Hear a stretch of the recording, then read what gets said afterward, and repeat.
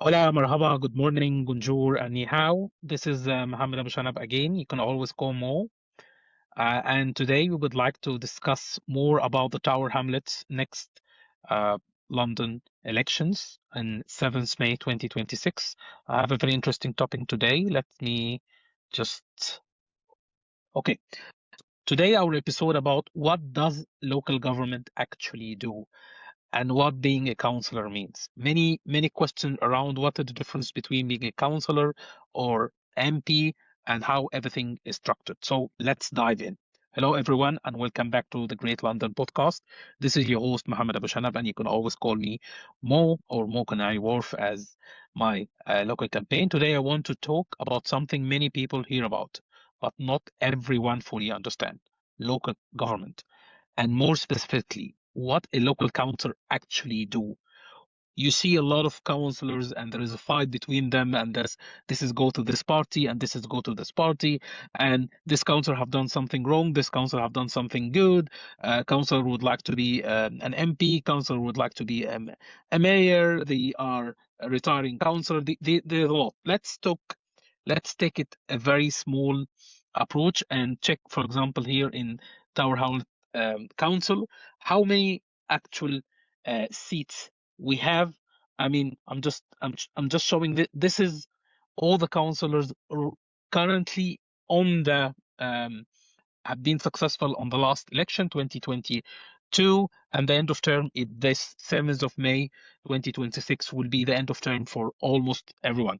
Some of them will succeed, some of them will fail. This is how life is going. But let's go. For example, you see here Labour Party, Aspire, Labour again, Green Party, Conservative, Independent, Aspire again, Labour, Aspire, and Independent. So most of the Tower Hamlets Council is controlled, or you can say not equally divided, but they have Aspire, that's a local party in Tower Hamlets, and you have Labour. Many of them have Labour, and a very small seat which going to Independent, Green parties, and the Conservative or the Tories.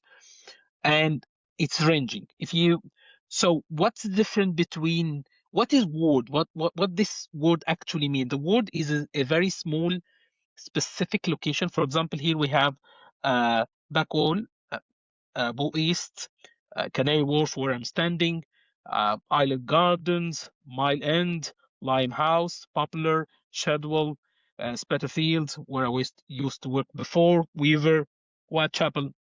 So each ward have 2 to 3 councillors, and you have to go to the election on the next 7 May and then pick and choose one of them. Let's go back to the information. So with the local London elections coming on the 7th of May, many residents are starting to hear about candidates, campaign, council decision, but a lot still the simple question, what does the council actually do? We always know. And why we should care? Let's start with the basics. Local government is responsible for many of the services that affect our everyday lives. This is all the things we see and use daily in our communities. Council make decision about housing, which is the most important thing, planning permissions, school, social services, local roads, waste collections, park, libraries, and community safety, and many other things. So I will say it again. Council control housing where you live, even if you are renting privately, own the property with mortgage, without mortgage, renting from an housing association, or renting from someone else. Planning permission. If you would like to do anything in your house, that's related to the house. If you would like to get a license and open a shop and that's need a license, you need to get an approval from the council. Also, it's controlled schools, social services, local roads, waste collections or bin collection, and different abbreviations, parks, whenever you are walking, just having a stroll in the park, having a dog or cat to just enjoying yourself at the park, libraries and communities.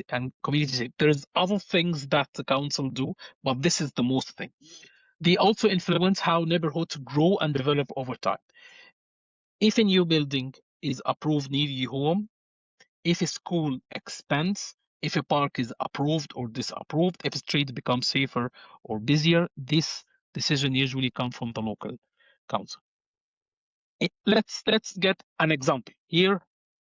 Let's focus example here on the Canary Wharf. Let me just, this is the two councillor right now on Canary Wharf. Let me just zoom into this. Okay. I mean, normally when I'm talking about a place, I don't want to talk about names. It's. I mean, we are not talking about different parties. We're just giving the understanding.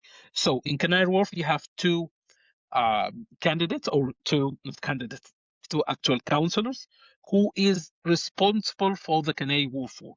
So let's get back here to the thing about uh, in areas like Canary Wharf and Tower Hamlets, these decisions are even more important because the area is changing very quickly. New homes are being built, more businesses are moved in, the population is growing very fast, as many knows, especially in Tower Hamlets, and the exceptions for residents are changing.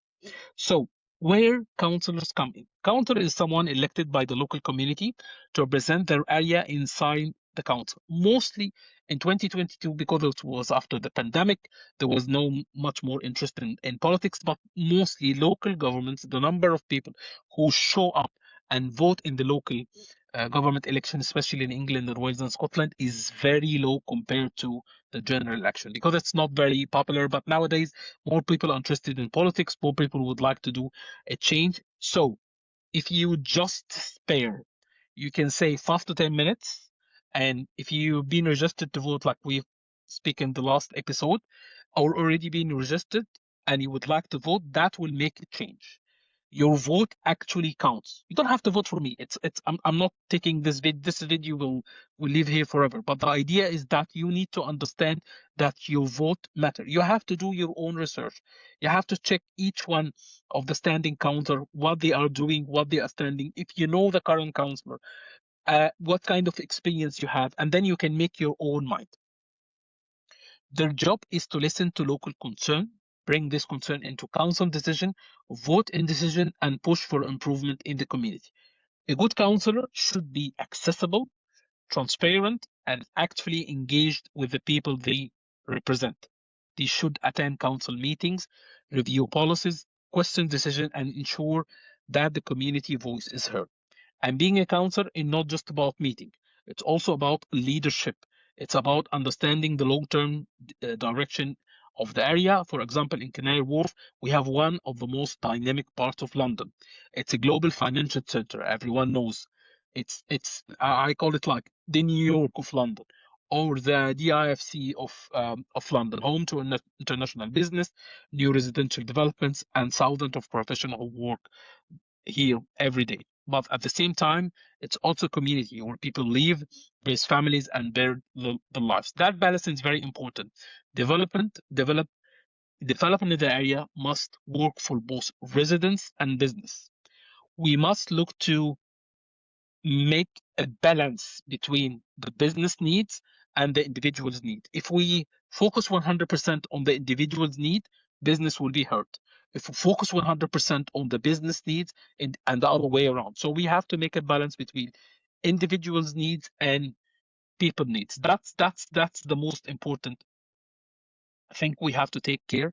And that's how we can shape things together and how we can make a change. So if you would like to vote or if you've registered, that's good. Just mark in your calendar 7th of May. Normally the polls open from the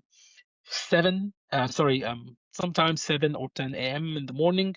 I'll be accurate, and they close very late. Even if you finish work 5, 6, 7, you still have time to go. It will cost you 5 to 10 minutes. It's just standing on the line in the underground or the tube or waiting for coffee. It's the same thing, but it means a lot.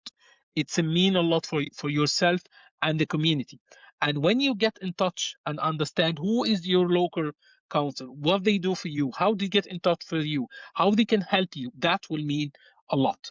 We will dig deep more into this discussion in the next episode.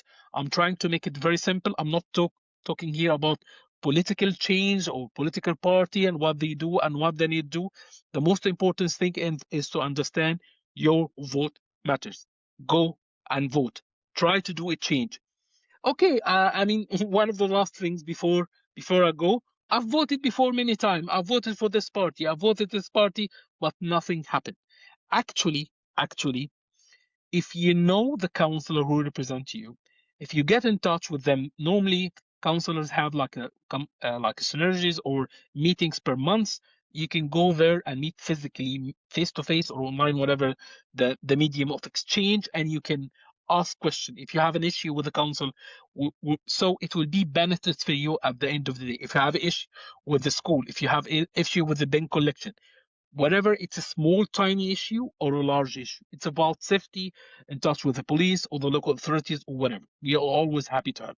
So if you would like to leave your comments, I'm happy to help, and we'll discuss and dig deep more into this discussion. Have a great day and always stay great, my friends. Bye bye.